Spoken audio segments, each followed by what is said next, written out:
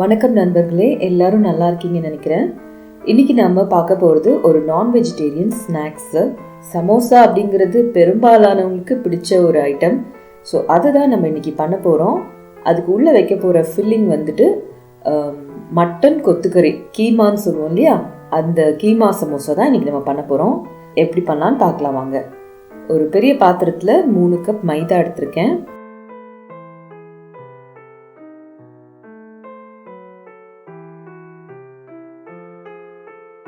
இதுக்கு தேவையான அளவுக்கு உப்பு போட்டு மிக்ஸ் பண்ணிக்கிறேன். அடுத்தது பட்டர்.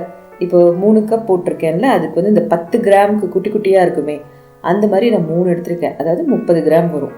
ஸோ அதை போட்டாச்சு. இப்போது இது எல்லாத்தையுமே நல்லா மிக்ஸ் பண்ணி விடலாம்.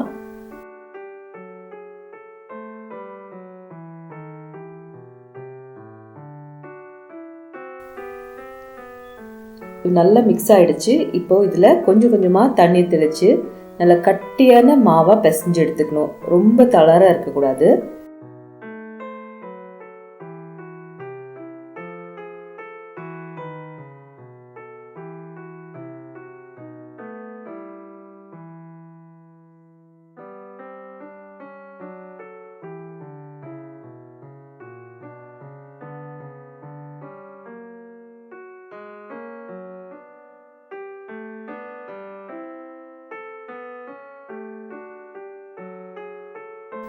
ஸோ பிசைஞ்சு எடுத்தாச்சு.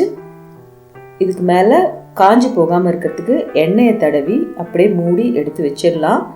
நம்ம வந்து ஃபில்லிங் பண்ணிட்டு வர வரைக்கும் இந்த மாவு அப்படியே இருக்கட்டும்.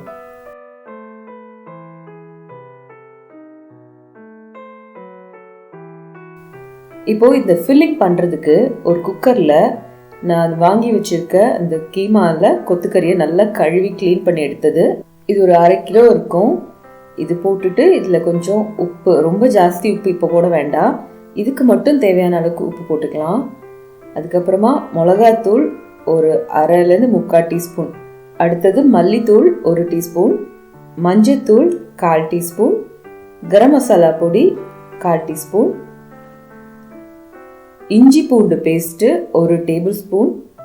இது வேகிறதுக்கு அளவுக்கு கொஞ்சமாக தண்ணி சேர்த்துக்கலாம், ரொம்ப தண்ணி ஆகிடக்கூடாது. ஸோ தண்ணியும் சேர்த்ததுக்கப்புறமா எல்லாத்தையும் சேர்த்து மிக்ஸ் பண்ணி விட்டுட்டு இப்போ மூடி போட்டு விசில் போட்டு நல்லா வேகிற அளவுக்கு ஒரு 5-6 விசில் வேக வச்சு எடுத்துடலாம். இந்த மசாலா பண்ணுறதுக்கு நான் ஒரு 3 உருளைக்கிழங்க வேக வச்சு எடுத்திருக்கேன். அது தோல் உரித்து எடுத்தாச்சு. இப்போ வந்து இது ஃபுல்லாக அப்படியே மாவு மாதிரி மேஷ் பண்ண வேண்டாம், நம்ம கட்லெட்டுக்கு தான் அந்த மாதிரி மேஷ் பண்ணுவோம். சமோசாவில் வந்து சின்ன சின்ன பீஸாக அங்கங்கேயா உருளைக்கிழங்கு கிடைக்கிறது வந்து கொஞ்சம் டேஸ்ட்டாக இருக்கும். ஸோ அதனால் குட்டி குட்டியாக கட் பண்ணி எடுத்துக்கிறேன். அதுக்கப்புறமா நம்ம மசாலா கிளறும் போது எப்படியும் அது கொஞ்சம் மேஷ் எல்லாம் ஆக தான் செய்யும், அது பரவாயில்ல. இப்போ ஒரு கடாய் வச்சுட்டு அதில் சமையல் எண்ணெய் 1 டேபிள் ஸ்பூன் ஊற்றிக்கிறேன். பெருஞ்சீரகம் 1 டீஸ்பூன் போட்டு அதை பொரிய விடலாம். நல்ல பொடி பொடியாக கட் பண்ண வெங்காயத்தை ஒரு 3 வெங்காயம் அதை வந்து இதில் சேர்த்துக்கிறேன். இப்போ இதை நல்லா வதக்கணும்.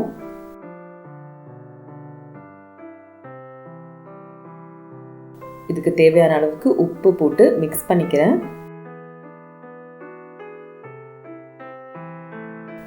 இது பாதி வதங்கிட்டு இருக்கும் போதே ஒரு கைப்பிடி புதினா இலை க்ளீன் பண்ணி வாஷ் பண்ணி வச்சது அதையும் நான் இதில் போட்டுடுறேன். இதை நல்லா வதக்கிக்கலாம். இப்போ இதில் வந்து ஃப்ரோசன் பட்டாணி நான் சேர்த்துருக்கேன். அது ஒரு கப்பு போல். உங்களுக்கு ஃப்ரெஷ்ஷான பட்டாணி கிடைச்சதுன்னா அந்த மாதிரி சேர்த்துக்கலாம். இல்லை காஞ்ச பட்டாணினா ஏற்கனவே ஊற வச்சு கொஞ்சம் வேக வச்சு எடுத்து அதை இதில் சேர்த்துக்கலாம். பச்சை பட்டாணியும் போட்டு நல்லா வதக்கி விட்டுக்கலாம். நம்ம இந்த வதக்கிறதுலேயே வந்து அது கொஞ்சம் வெந்துடும். அடுத்தது இப்போ நம்ம வேக வச்சு எடுத்து வச்சிருக்கோம்ல அந்த கொத்துக்கறி, அதை வந்து இதில் சேர்த்துடலாம்.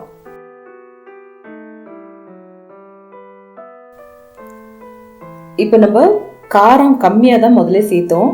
ஸோ அந்த காரமே உங்களுக்கு போதும்னா ஓகே.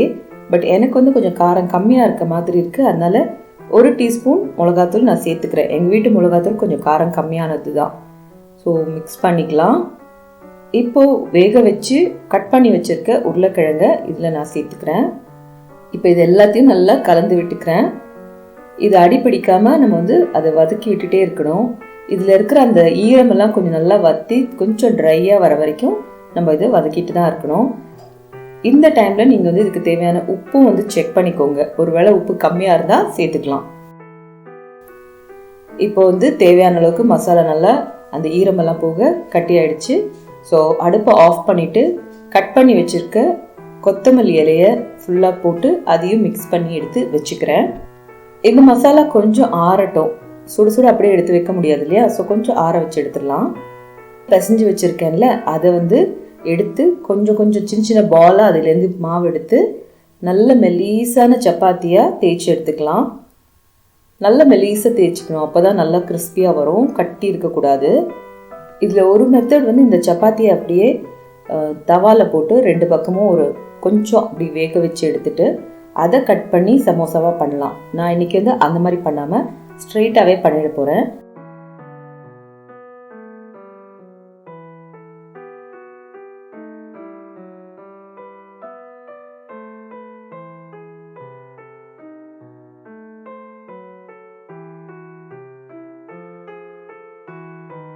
ஸோ இந்த திரட்டி வச்சுருக்க சப்பாத்தியை ஹாஃபாக கட் பண்ணிக்கிறேன். 2ஆக கட் பண்ணிவிட்டு இப்போ நடுவில் இந்த மசாலாவில் கொஞ்சமாக எடுத்து வச்சுட்டு 2 பக்கத்துலேயும் இருக்கிறத அழகாக ஃபோல்ட் பண்ணும். அந்த அப்படி மடக்கின உடனே கொஞ்சம் தண்ணி தொட்டு இந்த 2 சைடில் தொட்டு நம்ம அப்படியே லைட்டாக அமுக்கி விட்டோம்னா ஒட்டிக்கும்.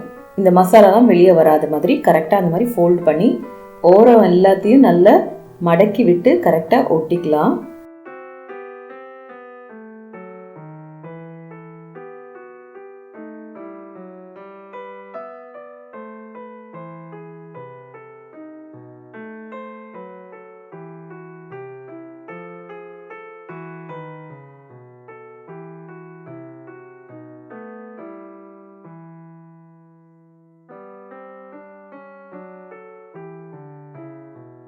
ஸோ இப்போ ஒரு சமோசா ரெடி ஆகிடுச்சு. அப்படியே பல்காக அந்த மசாலா ஒரு இடம் மட்டும் இல்லாமல் லைட்டாக அதை ப்ரெஸ் பண்ணி கொஞ்சம் ஸ்ப்ரெட் பண்ண மாதிரி விட்டிங்கன்னா கரெக்டாக இருக்கும். ஸோ இந்த மாதிரி எல்லா சமோசாவையும் பண்ணி ரெடி பண்ணி வச்சுக்க வேண்டியது தான். இப்போ எல்லாத்தையும் ரெடி பண்ணிவிட்டேன். ஒரு கடாயில் எண்ணெய் ஊற்றி நல்லா கொஞ்சம் சுட வச்சுருக்கேன். மெதுவாக ஒவ்வொரு சமோசாவாக போட்டு 2 பக்கமும் நல்லா கோல்டன் ப்ரௌன் ஆகிற வரைக்கும் ஃப்ரை பண்ணி எடுக்க வேண்டியதுதான் வேலை.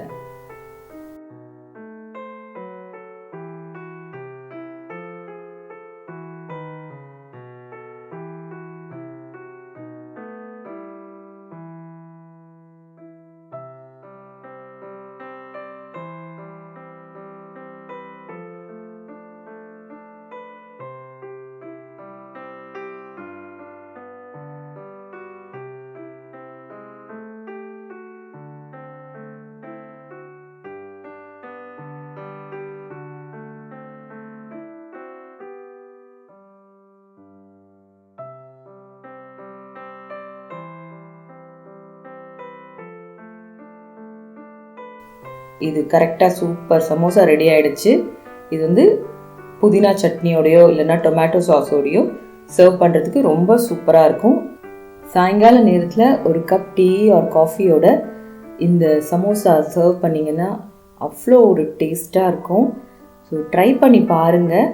பண்ணி பார்த்துட்டு எப்படி இருந்தது அப்படிங்கிறத வந்து கண்டிப்பாக கமெண்ட்டில் சொல்லுங்கள். இந்த வீடியோ உங்களுக்கு பிடிச்சிருந்ததுன்னா கண்டிப்பாக லைக் பண்ணுங்கள். சமையலுக்கும் சமைச்சதை பார்க்குறதுக்கும் இன்ட்ரெஸ்ட் இருக்கிற உங்கள் ஃப்ரெண்ட்ஸ் ஆர் ரிலேட்டிவ்ஸ்க்கு தயவுசெய்து இதை கண்டிப்பாக ஷேர் பண்ண மறந்துடாதீங்க. இன்னும் கூட யாராவது சப்ஸ்கிரைப் பண்ணாமலே இருக்கீங்கன்னா கண்டிப்பாக சப்ஸ்கிரைப் பண்ணிவிட்டு பக்கத்தில் இருக்க பெல் ஐக்கனையும் தயவுசெய்து ப்ரெஸ் பண்ணி வைங்க. அப்போ தான் நான் போடுற எல்லா வீடியோவோட நோட்டிஃபிகேஷனும் தவறாமல் உங்களுக்கு வந்து சேரும். ஸோ இன்னொரு வீடியோவில் நம்ம சந்திக்கிற வரைக்கும் டாடா பை பாய்.